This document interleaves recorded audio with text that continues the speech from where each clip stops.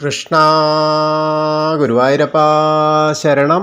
ഇന്ന് ഉച്ചപൂജ തൊഴുതു വളരെ സന്തോഷത്തിലാണ് കേട്ടോ. ഇന്ന് ഗുരുവായൂരപ്പന് ഉച്ചപൂജ ഉണ്ടായിരുന്നത് മേൽശാന്തി തന്നെയാണ്.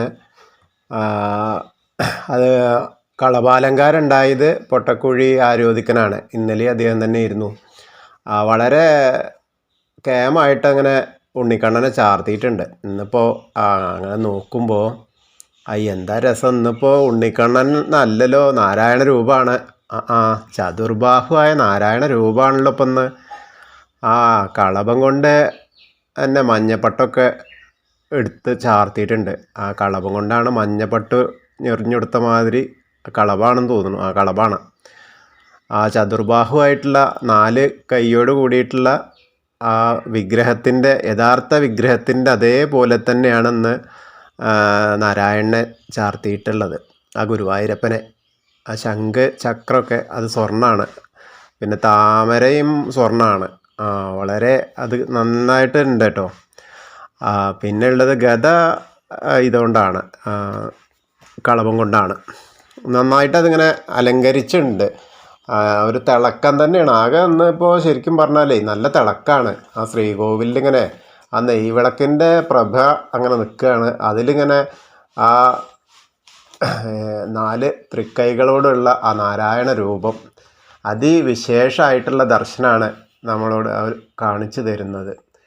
അവിടെ ചെല്ലുമ്പോൾ ഇന്നിപ്പോൾ ഈ നേരത്തെ പറഞ്ഞ പോലെ സോപാനപ്പടിയിൽ നമ്മൾ ചെന്ന് അങ്ങോട്ട് നോക്കുമ്പോൾ, ശ്രീകോവിലിൻ്റെ ഉള്ളിലേക്ക് നോക്കുമ്പോൾ നമ്മളെ നിറഞ്ഞ പുഞ്ചിരിയോടെ എതിരേറ്റ് നിൽക്കുന്ന ഭഗവാനായ നാരായണനായ ഗുരുവായൂരപ്പനെയാണ് നമുക്ക് ദർശിക്കാൻ കഴിയുന്നത്. അവിടെ ചെന്നിട്ട് ഒരു നോക്ക് കണ്ടാൽ തന്നെ നമ്മളെ എല്ലാ സങ്കടവും അവിടെ ഭഗവാനിലേക്ക് അലിയിച്ചു പോന്നു എന്നുള്ള മാതിരിയാണ് കാരണം നമുക്ക് പറയാൻ തോന്നുന്നു. നമ്മളെ അമ്മോട് അല്ലെങ്കിൽ അച്ഛനോടൊക്കെ പറയണ പോലെ. അപ്പോൾ നമ്മൾ അവിടെ ചെല്ലുമ്പോൾ വിഷമങ്ങൾ മുഴുവൻ അവിടെ അങ്ങോട്ട് പറയുകയാണ്.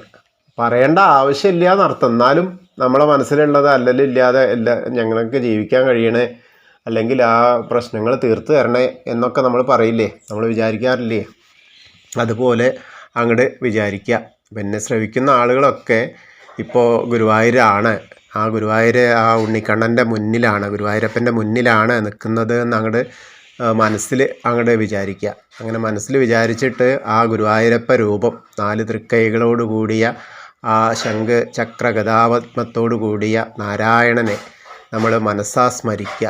അപ്പോൾ നമ്മളെല്ലാ പ്രശ്നങ്ങൾക്കും ശാശ്വതമായ തീരുമാനം അദ്ദേഹം ഉണ്ടാക്കിത്തരും എന്നുള്ള ഒരു ലക്ഷ്യത്തിൽ നമ്മൾ ഗുരുവായൂരപ്പനെ അങ്ങോട്ട് വിളിക്കുമ്പോൾ ഗുരുവായൂരപ്പൻ നമ്മളെ മുന്നിൽ കണ്ണ് തുറക്കും.